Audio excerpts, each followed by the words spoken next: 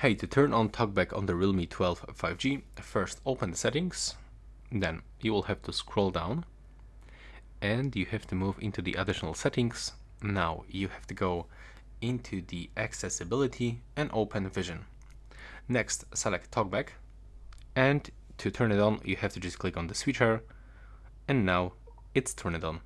If you want to navigate in the Talkback, you have to select one of the items, for example clothes, and then when it's selected you have to quickly double tap, and as you can see that's how it looks. We got also this notification right here, so if you want to turn it off, let me just close this.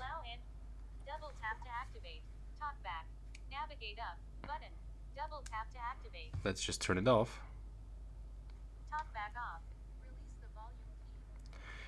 And I just wonder about this shortcut, so or maybe we have to go to the settings. Okay, looks like we actually cannot get rid of this shortcut for some reason. Okay, so that's how we can turn it on. Right now please subscribe to my channel and see you in the next one.